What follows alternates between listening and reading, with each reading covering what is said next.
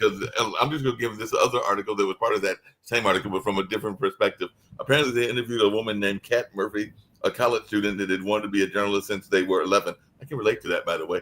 Many of their friends don't understand why, when they engage with the news, if they do, they hear a cacophony of voices. They don't know who to believe. Reporters are biased. They make mistakes. Besides, why would you hitch your future to a dying industry?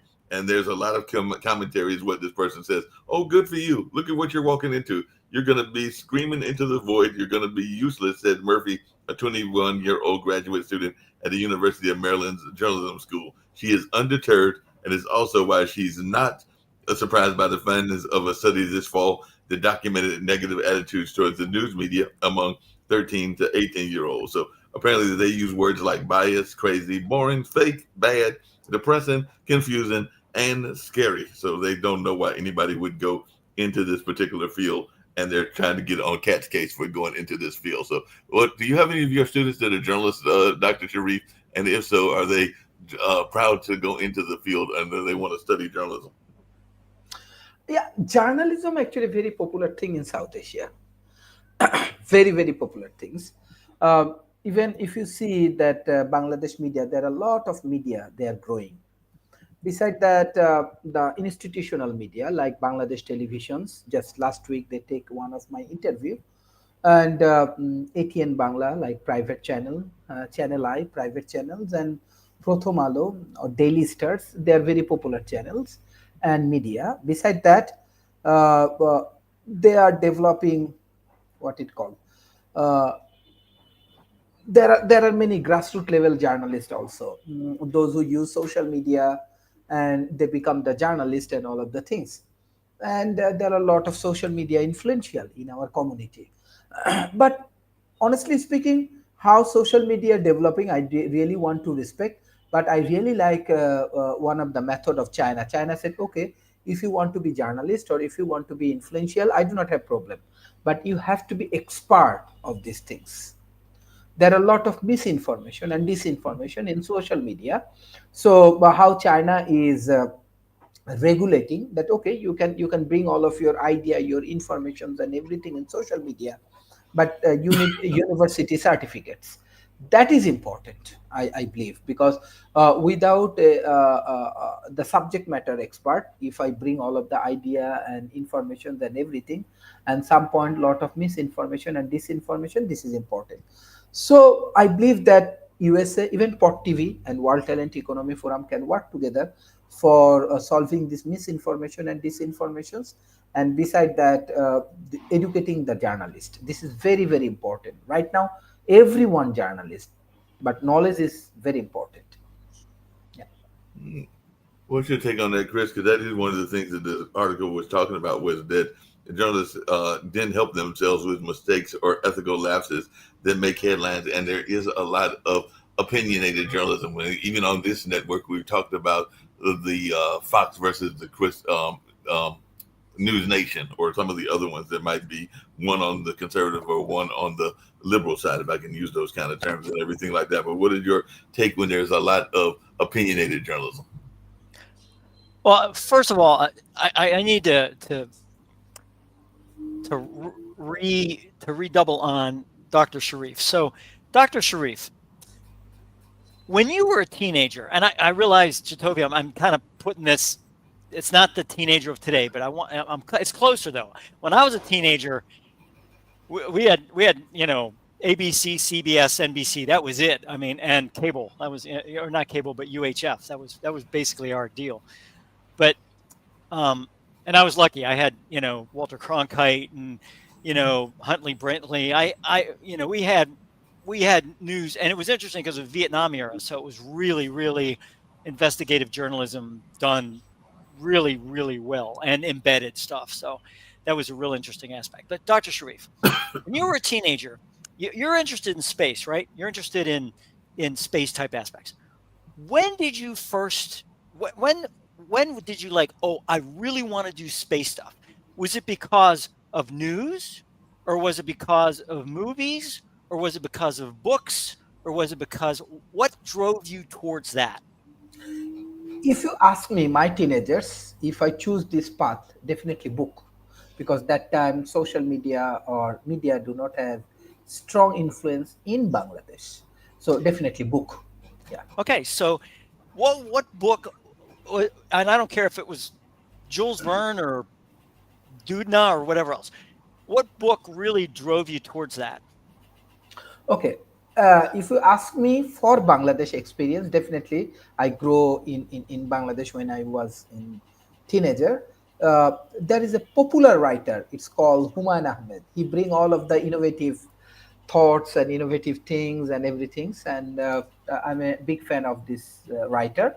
And I regularly read this kind of book. And besides that, honestly speaking, I have a very keen interest about politics, about policy, and that's why I choose the path of debating when I was teenager. So American debate, especially presidential debate, even though I'm from a very small city, it's called Rajbari, uh, I have a very I actually inspired by the presidential debate in USA. It's make a huge impact in my life. So, and it's interesting. So, Jatovi, back to you, right? So, what I hear Dr. Sharif saying is number one, books, right? Because he didn't have the exposure to the different aspects that our kids are exposed to here, right? I mean, all the social media, instantaneous news, influencers, which basically are marketers, basically are salespeople, but they call them influencers. But basically, that's what they're doing. They're getting inundated with a lot of different pieces of information at any one time, plus AI, right, which is kicking in high gear. In Dr. Sharif's case, it was books mainly, and the presidential debates, which are televised. So he was actually influenced by both books and television, in a journalistic sense, because debates. I realize that debates now are more entertainment than anything else, but part of that is informational aspects of candidates and those types of things. And I think what we're doing is we're cheating the teenager today of out of things that that I was exposed to, that you know they're exposed to so much, and so they know this much but this wide, right? So it's like Completely they're like this disagree. polymorph, right? I completely disagree. The reason being is I think you're generalizing something based off of just taking Dr. Sharif and saying, hey, this is what we all did. Do you know right now when you talked about science, if you look up one of the greatest scientists or one of the biggest people in science right now, Neil deGrasse Tyson. Do you know what Neil deGrasse Tyson was profoundly impacted by? A movie. So if you're saying that Dr. Sharif, he does books and oh my gosh and all this stuff, but then forget that Neil deGrasse Tyson, he was profoundly impacted by a movie. No, I think what you're doing is trying to make a narrative around a situation that really, it's hard to say what impacts everybody. You can't just generalize and say that, hey, look, we're cheating our kids now because they're only learning from this and that and the other thing. I agree with you. The reason that they're distrusting the news is because they found another outlet that they deal with, which they are, yes, inundated with a lot of individuals because, yes, it's fun to go on TikTok. It's fun to go on social media. It's fun to go on YouTube. It's much easier there. But also our students still go out and still learn those things. If they get influenced, say, for example, there's a kid out there, Adam Mocklear. He's starting to become big in terms of being a political reporter. Well, he goes into these other avenues and reads all these different things. But then you have people who follow another political reporter on YouTube's Destiny. Destiny started out just doing Twitch streams of League of Legends, but they both speak in the same vernacular when they're talking about all the politics that are around, but they speak in different ways about it. And people follow their paths differently and become inspired by these individuals, decide to research how they want to research. Both are extremely intelligent. Both are a lot younger than us. And they're really doing their thing. Both make millions of dollars being actual political influencers. Influencers really are, there's a difference with, and that's another generalization. Yes, influencers deal with a lot of marketing. Why? Because they get followers. They have a legitimate following. And it wasn't following because, hey, I'm trying to sell you something. It's, hey, we're doing the same thing, trying to find followers using this. This is what we are technically influencers, but we're not selling things in that same general sense that you're trying to place those influencers that the people are following or the people that watch that are youth. So our generalization and looking at, I think what it is we have an old school mentality. We don't understand what kids are actually going through, what they are inundated with, because we weren't. When we were growing up, we had, oh, well, we can read this book. We can read this newspaper. Oh, we can only watch ABC News at this particular time. That's when Walter Cronkite's going to come on and tell me everything that I need to know. But that's not it. So my friends and I were so dumb in high school. We had so little information. In 9th grade, my coolest friend, who actually had a shot of like making out with a girl, called a meeting of several friends to discuss what is the clitoris? Where is it? We had now that would be It's like a plant. Yeah, it's a plant that grows up. Oh, it's clematis. Yeah, whatever. Okay. We didn't know. It's at the end of the rainbow. One thing that I find boggling, like I didn't see hardcore porn until I was like 13 or 14 years old. And even that was too soon. It was very disturbing. Wait a minute. I want to make I need to make an observation. First of all, Rick, boy, thank God you had a friend. I thought for sure, that you've had more than one, which is great. I think that's great. Number two is Jacoby. I noticed you're getting gray. You're getting gray there. Is that your exposure on the TV, or is that are we getting because you're getting to look as gray as Rick. This is not good. You need to, guys, look, just a little bit of dye and it's just, silver. See, mine's silver. See, Mark is silver. And Dr. Sharif, he has no gray whatsoever. I mean, it's just like the guy is just young at heart. There was a time I'm a little jealous. Here, Rick, how did you get through Channel 98? Mine was always wavy every time I tried to look at it. I kept. Well, we didn't have descramblers, illegal descramblers, until I was already an adult, and I would just keep hitting the button, and every time it would descramble for like half a second, and then hit it again, half a second. So you get the half a second of porn and everything. But I did have a question for you because you said that there was hardcore porn. I remember a book. And it was literally a book, and some people consider that hardcore and everything. So did you have the copy of Candy? Because some people consider Candy to be hardcore, even though we had another book. Candy was hardcore. You're paying the right amount of money. In 4th grade, a kid found a paperback without a cover on the schoolyard. Now, it's weird. Throughout recent history, perverts will drive by a school and throw porn onto the schoolyard. I don't know what their deal is, but a kid found a Victorian book called The Pearl, which was the craziest, hardcorest written material. And a teacher walking across the playground saw a poor beat up paperback book without a cover. And she brought it in and thought maybe the book could be saved. She didn't look what was in it. She left it on her desk. I'm sure the kids found it, but we had an idea. And we passed it around. It was a little too early for us. It made us too knowledgeable too soon. But I do have a question that we brought up on your show this morning, because it was literally this morning and everything like that. But I do have a question to hear what our panelists think, and maybe Nick will jump up in the background. But we came up with this idea of going the Girl Scout route and everything like that. So in terms of getting viewers for this network. So I think that we said we were going to try to get Nick and Kim to sponsor by getting cookies that we were then going to give away. Right. So this came about, this discussion came about because for my show, I brought in a couple cookies printed with a name. We went to a movie screening.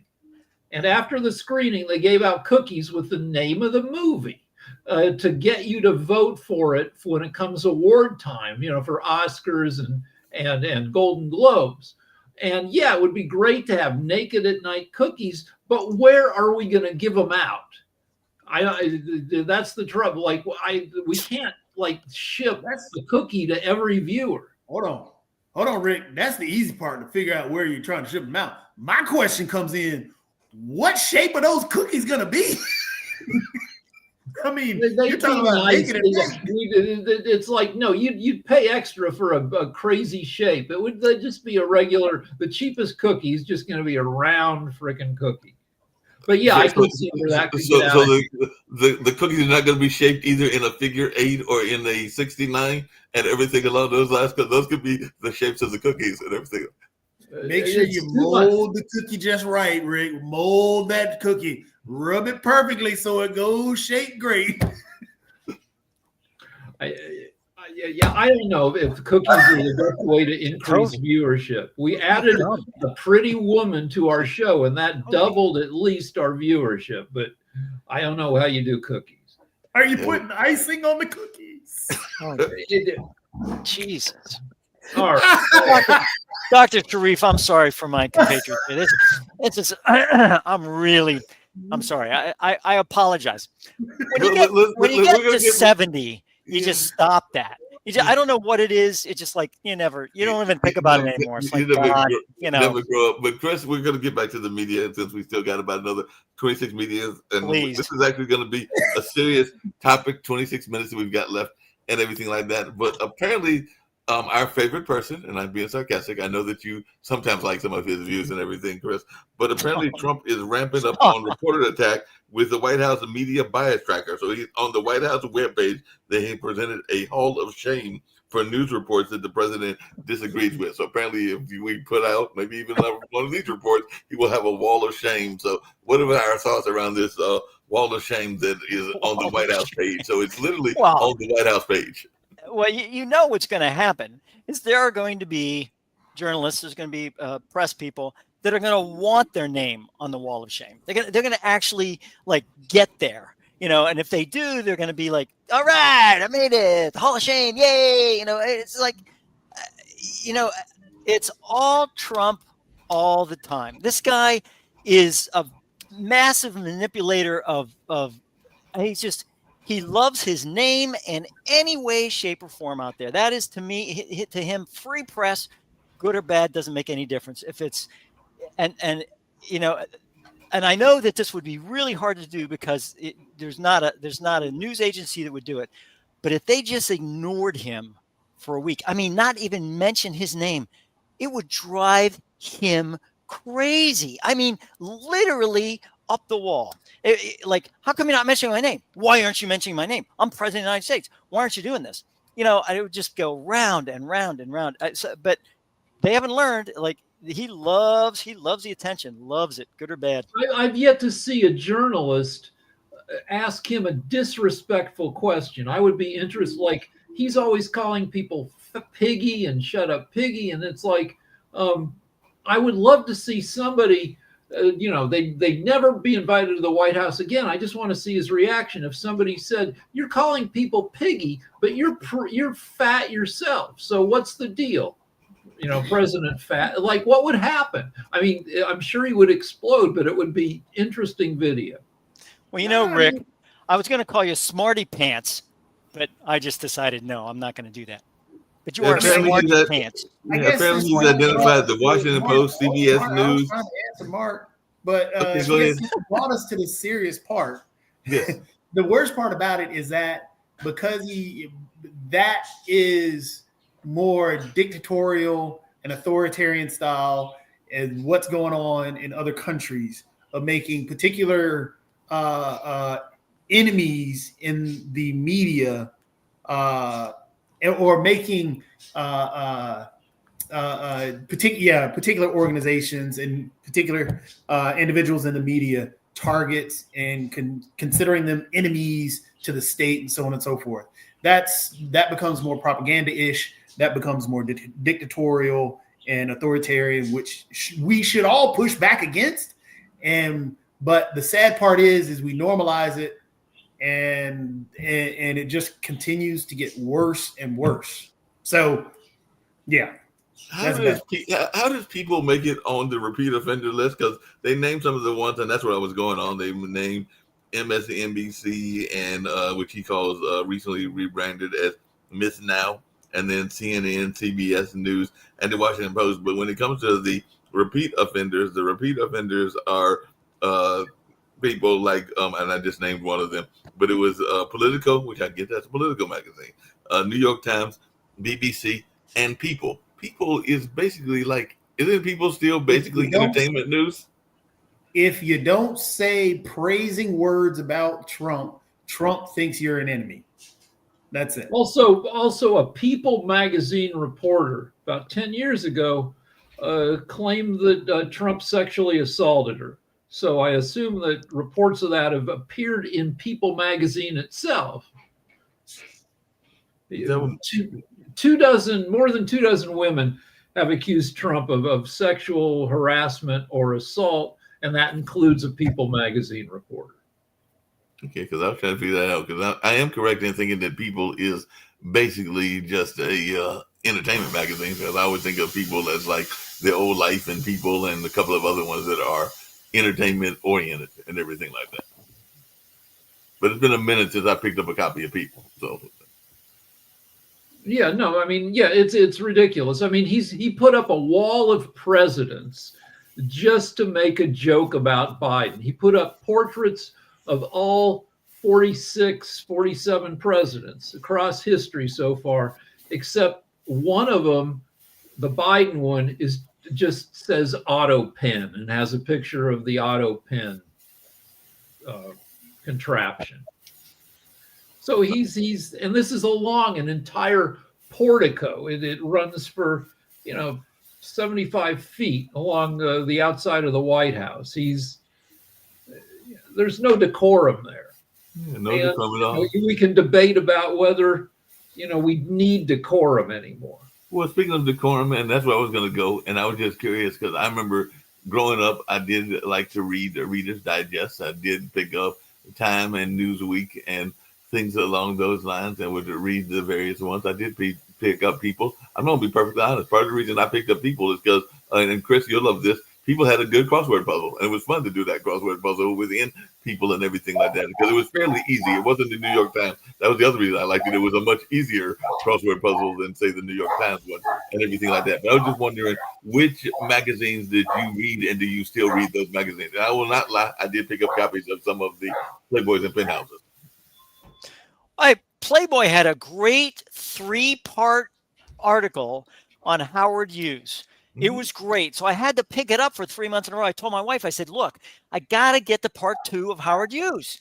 This is what I'm reading. And I showed her, look, this is Howard Hughes. And she, and she said, okay, Chris, that's fine. You can, so I read the 3-parter of Howard Hughes. Now, dadgummit, I got to get the 3rd part, and it was a part 3 deal. I mean, it was very, very interesting. I mean, it had some military connotations in there. I was trying to keep up with news aspects about Howard Hughes. So I throw that out there. And I did get, when I was stationed overseas in Italy in the 1970s, we didn't have computers. We didn't have PCs. We had computers, but not PCs. We didn't have like cell phones and all that stuff. So I got Newsweek, but the Newsweek I got was like a week behind whatever else. And I got Time. I got Time and Newsweek, which was really good. And I'd go to the library and pick up papers or do whatever I could, could keep up with in the United States. But I never saw one single episode of what's the one with Robin Williams, Nanu, what's that called? Mork and Mindy. Mork and Mindy. I never saw it, because by the time I was back from Europe, the season was off. It was gone. And I was sitting there going, and they were going, Nanu. I said, what are you talking about? Nanu. And they go, Chris, where you been, under a rock? I said, well, close. I was over in southern Italy, in the middle of an artichoke field. But yeah, I was pretty much there for 2.5 years. And they said, yeah, it's Mork and Mindy. I said, Mork and what?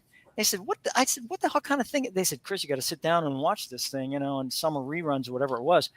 I said, okay, fine. I watched it and I thought, well, this was kind of interesting. I'm sorry I missed it, but we didn't have that overseas. So that, but I didn't get People. I got Time and I got Newsweek.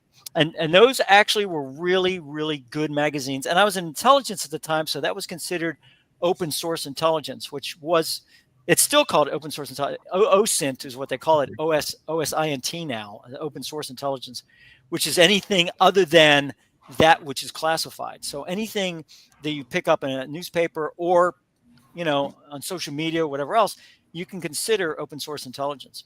But yeah, did you get Mad magazine? That's for both you and yes, Rick. yes, I did. I got it when it was good. I got it when it was really, really good. And my brother sent me a whole back issues and all that stuff, and of course I didn't get it till like 2 weeks later. But I mean, I would keep up with Mad magazine. Good magazine. I had every issue of Mad magazine ever published, and I lost them in a fire.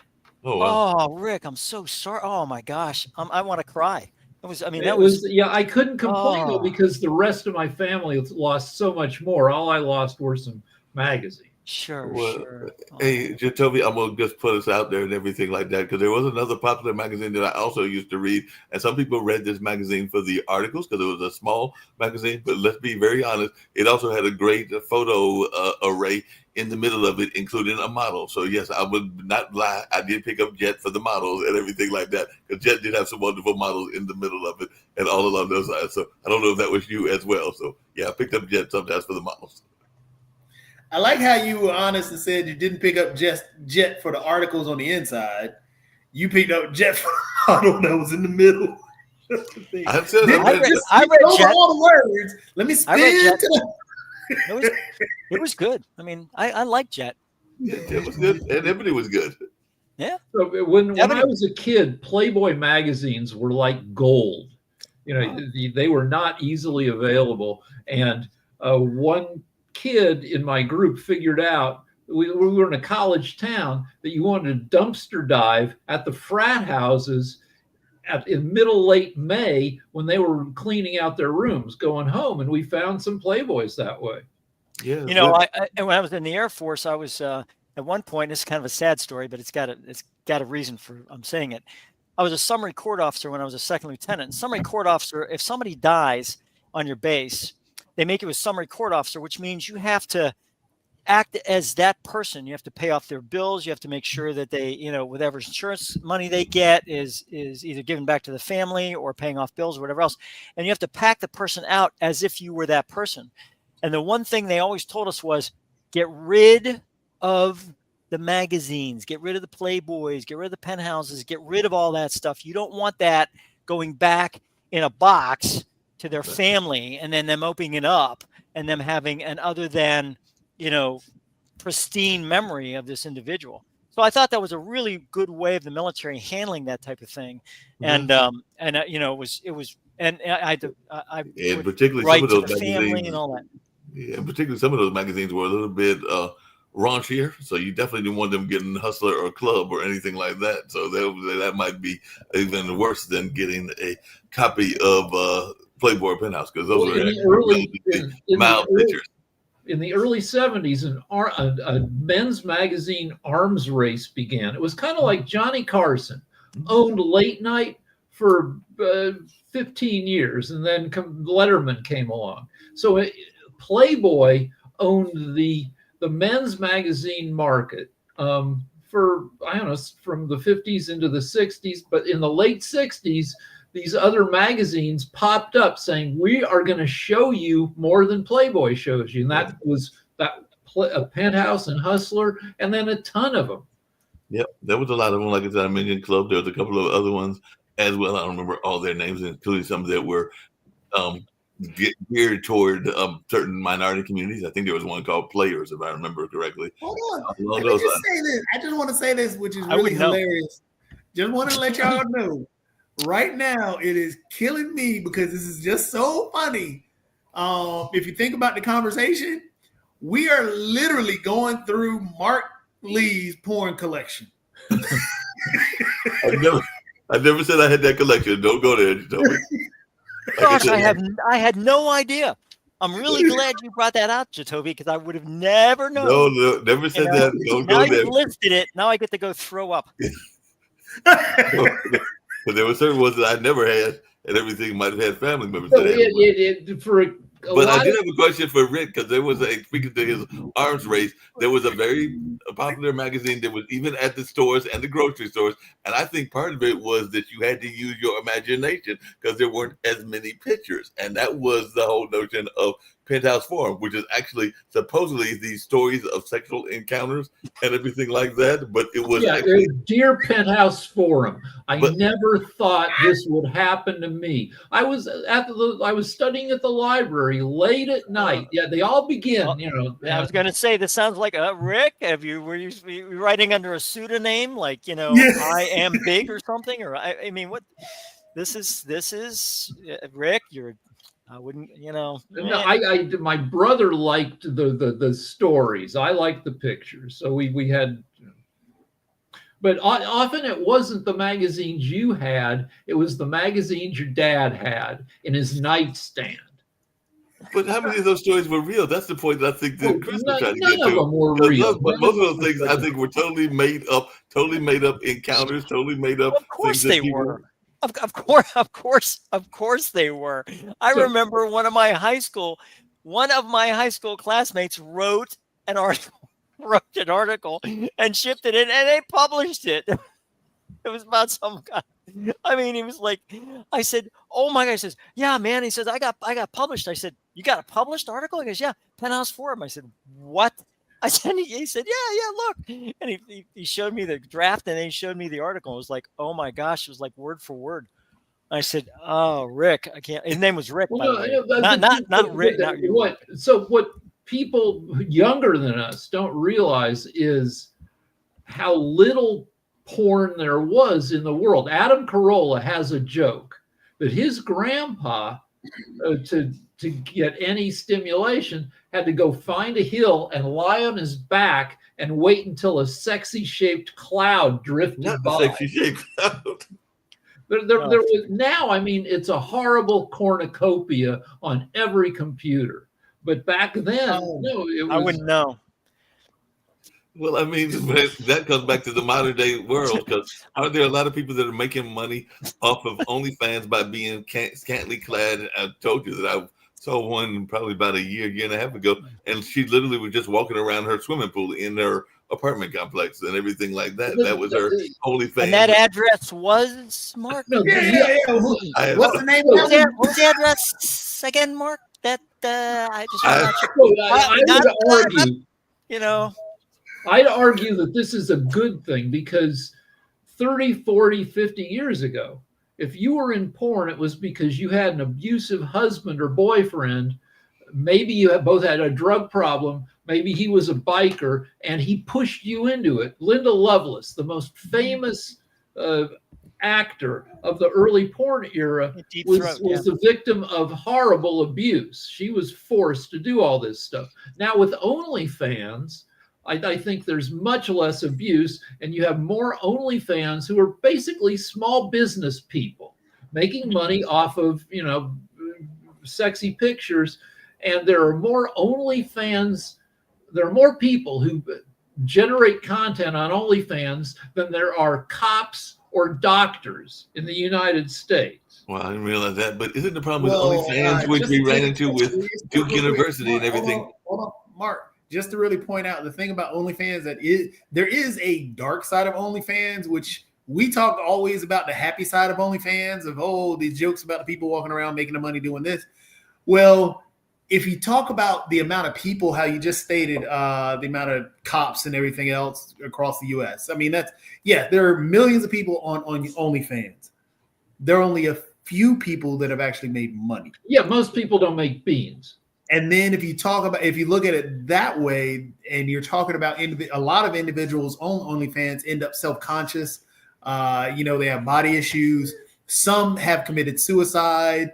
There's a very, very dark side to OnlyFans that we really don't take into account, even though it is, when OnlyFans tried to pull the sexual side off of it, that nearly killed OnlyFans. So they reopened it. OnlyFans put a ceiling on how porny things could be, and that But didn't last. Jacoby, isn't there a dark side to TikTok too? Because I've seen some very There's a dark side. kind of like people that are concerned about what's going on TikTok, but I've also seen a lot of people that are doing that whole eBay thing, which you don't really want to see, and it can drive you crazy because it's basically like it's becoming a selling clearinghouse and everything like that. So that's all over TikTok. There's a dark side to TikTok. There's a dark side to Facebook. There's a dark side to Twitch. Yeah, online. So the tough part about online is you have anonymity, and because people have anonymity, you can be this giant keyboard warrior and attack anybody and everybody, and nobody will know who's doing it. And that's where a lot of people end up getting into trouble because one, you have people because they're self-conscious about their body. A lot of people, when they're putting this stuff out on Twitch, they're opening up a vulnerability. And if that vulnerability gets attacked in the wrong way, which a lot of people end up doing, those keyboard warriors, because they can go in anonymity, it causes a lot of mental problems. But I do want to get to you. I want to get to both of you and everything. But the flip side of that is that there isn't as much anonymity as people think there is. Because I think about the young lady from Duke. I think about other people that are doing these things, and even some of the OnlyFans people, and they're thinking that they are being totally anonymous and everything like that. And then their co-workers or their college schoolmates, as in the case with the Duke person, and everything will expose them. So there's a lot of this kind of like, you think that you're anonymous, but you're not as anonymous as you think you are. The anonymity comes from the people. Like if you look at the people in the chat who put up in the public chat, do you know who they are? No, you don't. They could be roughly about anybody, but that individual or those individuals or those bots could continually and constantly attack an individual on OnlyFans, leading to self-conscious problems, self-doubt, suicide, a whole bunch of depression.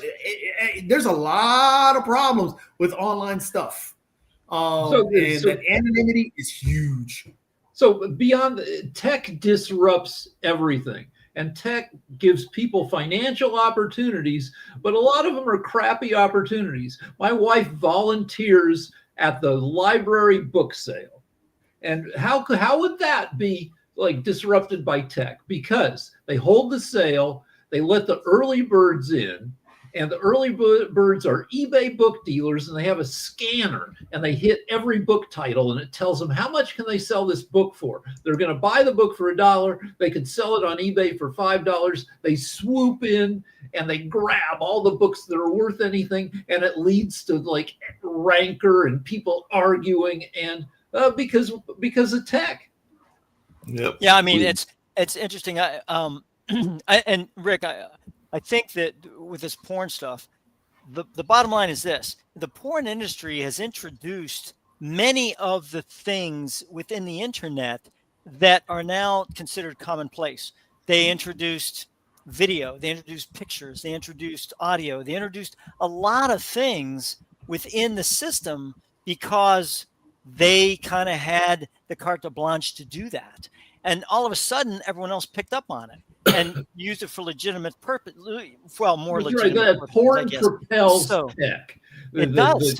It really does. I mean, it's sad. There's a related rule, Rule 34. If it exists, there is porn of it.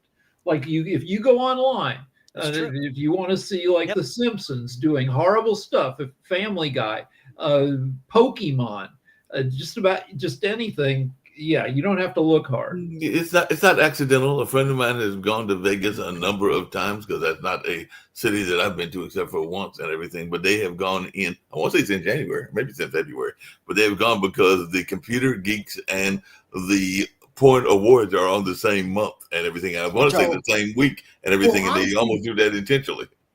Honestly, you don't even have to tie it to that, Mark. You can look at we were joking about your porn collection. You said you bought Jet magazine because you looked at the people in the middle. That's essentially the same thing. Sex sells. No, sex definitely sells. That's what pushed a lot of the market in the internet, and as Rick pointed out, a lot of the technology that's out there, sex sells. Yep. Well, I mean, I didn't mean to throw this in there, Mark, right at the end here, but that's okay. This is just data. This is just data from the U.S. government on healthcare spending in the U.S. So what I did was I put population in here of the United States, 1960, 70, 80, 90, 2000, 2010, 2020 from the census, and then I saw the healthcare spending, and this is the healthcare spending. It shoots up like crazy, right? This is 1960 here, so 1960 to 2000, 2020 here. But the percent increase goes down. And that was the interesting part about the data was the percent increase in healthcare spending actually went down. It had that equalization here around 2000, and then 2010, 2020, it went down. So the people who support Obamacare, that's their argument.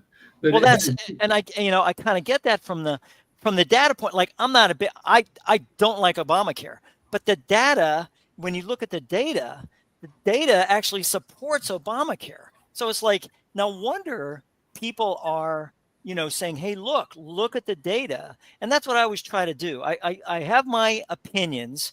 And then what I do is I try to go out and I look at the data, and I try not to bias it, but I try to make it very government approach, like census, healthcare.gov, or not healthcare.gov, but the healthcare area, which is National Institutes of Health and all that.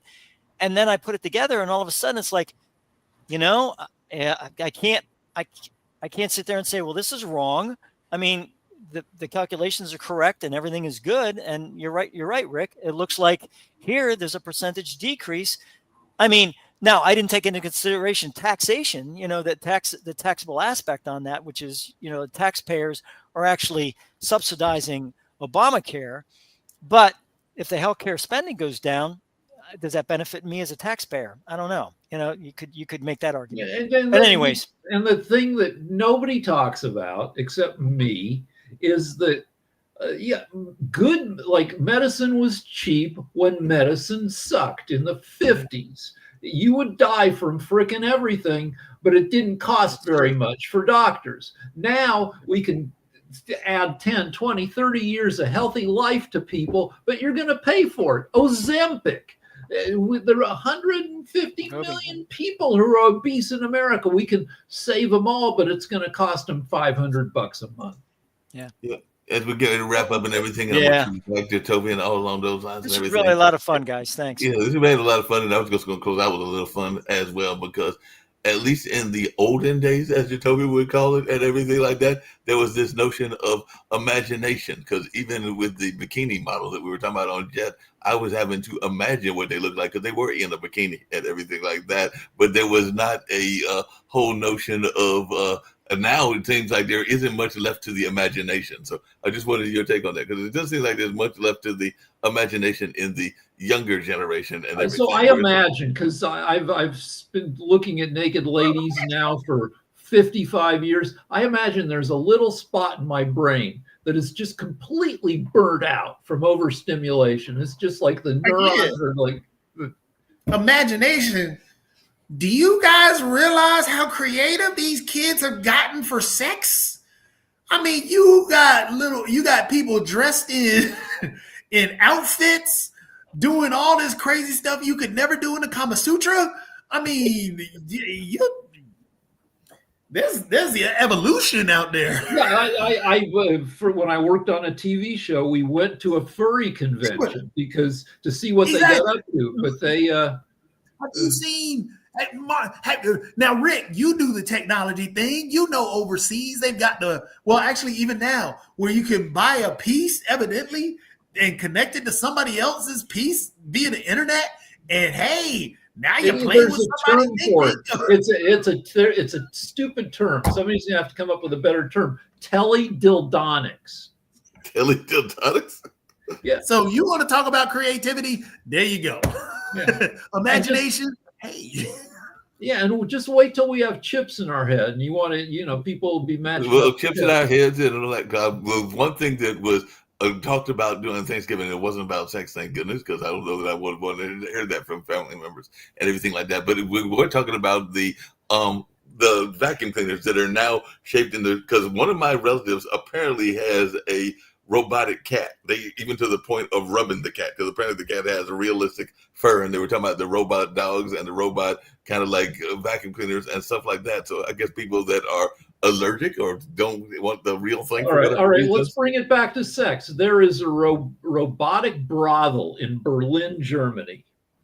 And I'm sure the robots are terrible, like the dialogue, but you can, it's probably stocked with these $2,000 silicon love dolls with the talking attachments, and you can get them to talk dirty to you while you're so.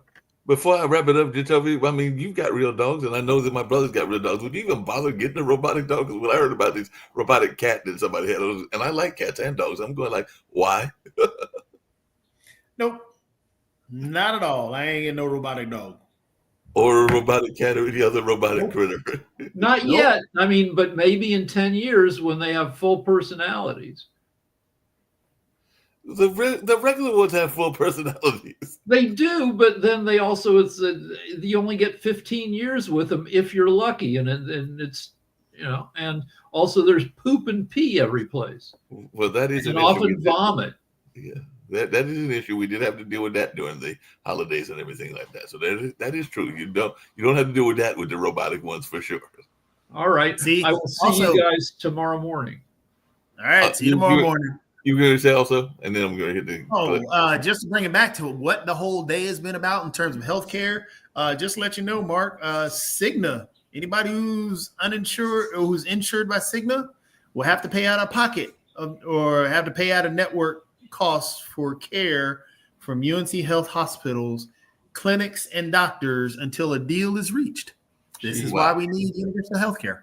We do need universal healthcare, and I'm still thinking that we need healthcare for the basics, like what do you call them? Your daily physical or your yearly physical and your yearly dental care, which you should be doing, or at least every certain, whatever the standard is. You know that more than I do. What is it? The standard? It's supposed to be every year or every 2 years for the Every dental. year. Every year, right? Oh, for the dental, every 6 months. Every 6 months, you're supposed to get dental care. Every dental physical. Because I know I think it is every 6 months. Okay. Yeah, I don't keep up with it. Yeah, I think it is every 6 months. Well, or whatever the dentist requires, but I think it's every 6 months is a basic. Cool. Well, on that note, because I know you've got dental people in your family and everything like that, and I know I'm way overdue. But on that note, we're going to get on out of here, and I will catch you on the flip side. By the way, are you coming to the open house tomorrow? Then I'm going to get out of here. That's a good question. I don't know. Okay. It's 12 to 6. Hopefully, we'll see you there. All right. Later.